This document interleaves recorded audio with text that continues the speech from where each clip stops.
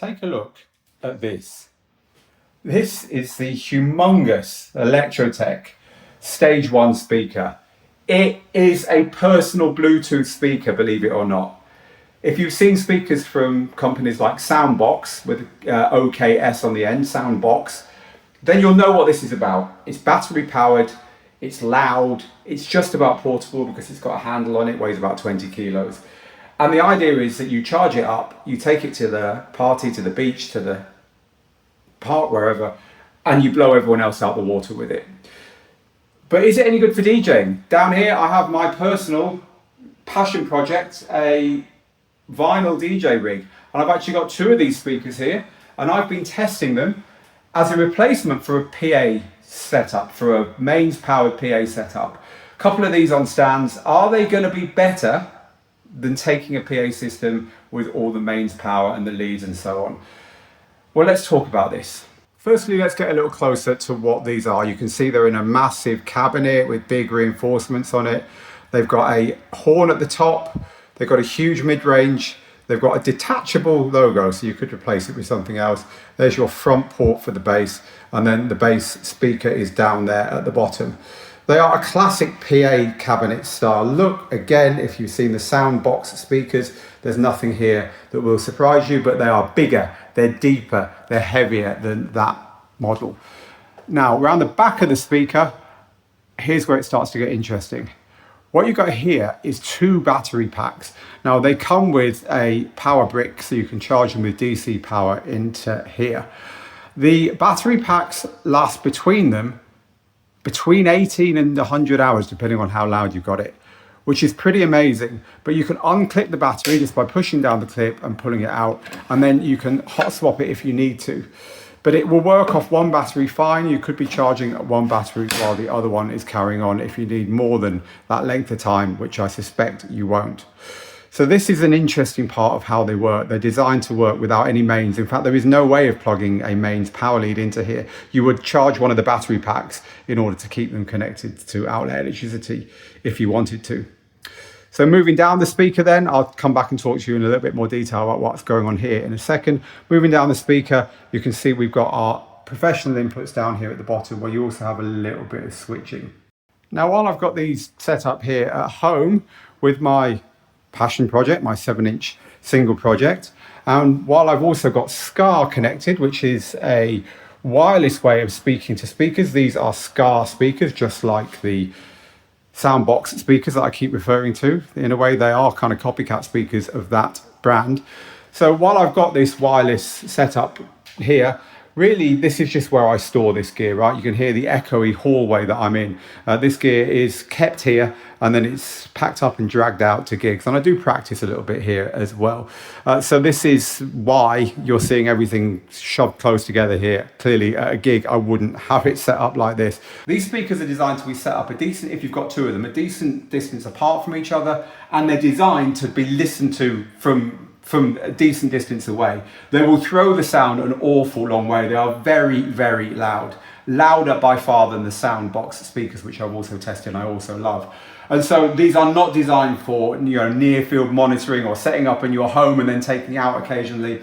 These are bona fide PA speakers with the limitations and also the capabilities that PA speakers have. Do bear that in mind if you're thinking of setting them up similarly to the way I've got them set up here, really close to your head with your DJ gear. It's not going to work. They're not that kind of dual purpose speaker. They are made to be played out in public. That's the first thing I wanted to share to make sure you understood that. So the second thing to understand is some of the flexibility, but also some of the limitations of the way the speakers work. So turning the speaker on, you get a choice of all these different ways down here of feeding audio into the speaker, and you click here to change these, right? So I can click here to Bluetooth, and then I can click and change to the auxiliary inputs, which we'll talk about in a minute.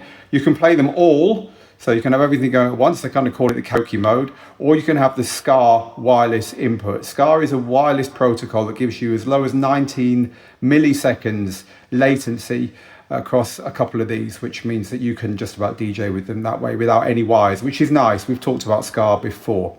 So there's your different input options. If you're on Bluetooth, which is the casual listening to this, you hold this button down here. It's already connected to my phone. That's why that is lit up solidly. But you'd hold that button and connect. And on Bluetooth, you're ready to go with one of these speakers. I've not found a way of making two of them work. Maybe you can play two through Bluetooth, but I haven't found that. I'm not saying that it's not possible. So the real way of connecting with these, if you're going to be doing them wirelessly, is with SKAA as a DJ. So that's all fine. You will select SKAA. You'll use a transmitter like this one down here to speak to the speakers. You'll plug your DJ gear into there. And that's got a really long range. It carries decent quality and it's going to give you that low latency that you need for DJing. So the volume control here controls the individual input, but also by pressing it, you can control the overall input if you've got the speakers linked together, which you can do easily with SKAA. So moving over to this area here, it's quite useful because the auxiliary input here lets you plug in an MP3, like literally just a drive with some music on. You can plug in your phone and it will read the music off your phone, but also charge your phone at the same time. You've also got an 1/8" stereo input there where you could feasibly plug in your DJ gear, although there's a more professional way of doing that. This is just a button that will link immediately to your nearest SKAA transmitter if you're going to use it that way. So let's move down the speaker then, because it's important to understand this section here as well. Because if you've got the auxiliary input set, you're going to be using this to plug in your DJ gear. So these two sockets here are for microphones if you plug an XLR in, but if you plug in a TRS or a TS to each of these, you're going to get your feed from your DJ gear in a line input. So as opposed to the mic input, which is a lower input, your line inputs, you've got to plug in the 1/4" sockets, which I didn't figure out. I had to inquire and check that. So do realize that that's the case. Don't try plugging XLRs in because that's going to overpower the thing. Then you set here your inputs until these lights start to flash red, and that's going to tell you that you're at the point where the gain is set properly. This is, by the way, if you want to plug a guitar straight into here, you've got that high Z input there for guitar.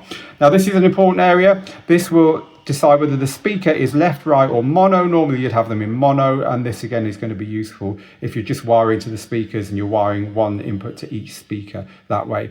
And you can also daisy chain the outputs here. I didn't try this, but you can gang the outputs to mono by pressing that button there as well. This is to me a little bit strange, the way this works with a mixture of microphone and line, depending on the kind of plug you're plugging in. I've not seen that before, but as long as you realize that, you're not going to have a problem with it. It's just worth knowing that because it wasn't in the instruction book. It's worth taking time to understand the app because this is what lets you adjust the EQ across two speakers. So I've got the app here and you can see it's telling me I can connect to the first speaker. And the reason for that is that the first speaker is set in Bluetooth mode. This is how it works. So with the first speaker in Bluetooth mode, and crucially, the second speaker in SKAA mode, you can hold this button and it will link them properly, but it will find it anyway. It's very good at that. With those two things done on the app, when I connect to the first speaker, it will automatically find the second speaker as well. So this is the first speaker at the bottom, and you'll see the second one at the top. Now you can connect more, but for DJing with ultra low latency, if you were to then go on and use it in this mode, and you can do that by plugging auxiliary input on the first speaker and it will SKAA to the second one. Are you still with me? It's a bit complicated, but there is brilliance in the complication when you take your time to understand it. So that's one way that you would use it for DJing with two of them. You wouldn't want to use more because of the latency getting higher in that instance. But what I'm telling you here is that you can now go in and adjust the EQ on not only that one, but this one here as well. So the point here is that if you want to adjust the EQ across your speakers and you've got a pair of them, you're going to need to Bluetooth into the first and SKAA into the second because you can't link them both by Bluetooth. Now, often you will have on your mixer EQ. In fact, I would say 99 times out of 100. Me being me, I haven't because it's this crazy little mixer here. But even so, it's good to set the speakers for how they sound best in an environment, and then you can set and forget, right? But I haven't found a way to, once you set it all up and once you're plugged in and playing, to quickly just plug in and tweak the EQ because there's no EQ available on the app to do that. So maybe I'm missing something there. However, that is how you adjust the EQ.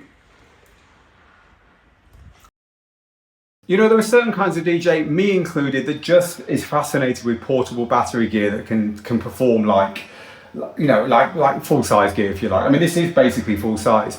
You're probably going to be interested in this if you're looking at the Soundboks speakers, because they're the closest to it. And in short, they're bigger, they're louder, they sound fantastic. I mean, they really, really do. You need to put them in a big place. There's no point playing these, as I said earlier, in your tiny little box bedroom or something. But they do, you know, they deliver. There's no question about that. The ways of using them then, best off to just simply take one output from your mixer to one speaker, one output from your mixer to the other one, and play with them that way, plugging into those 1/4 inch inputs. You're not going to have an issue with that. But if you do want to use them wirelessly, which I do, the SKAA transmitter is the way to go. Clearly Bluetooth is there as a backup, or for casual listening. You're never going to DJ with Bluetooth, but you can use them with SKAA in order to DJ wirelessly, if that makes sense to you. You're outdoors or whatever, and it works as SKAA does on all systems that use it, including Soundboks, which is very, very well. In short then, if you like Soundboks but you want bigger, louder, longer battery life, and you're not worried about paying a little bit more for them, I think these are great. I'd just like to understand the app a bit better, or see if there's any improvements that can be made there to kind of get quicker access to the EQ. And do make sure you understand about how to plug your gear in to that combi jack, because you can't use XLRs on it. They are the Stage 1 Electrotec speakers. If you've got any questions about these, please do ask underneath. I am using them at the moment. I am playing with them out and about, so I can answer practical and technical questions if you've got any. But meanwhile, for me, Phil, out of the studio in my hallway, hence the echoing, sorry about that. Get good, get out there, make the moments. I'll see you again very soon. Bye for now.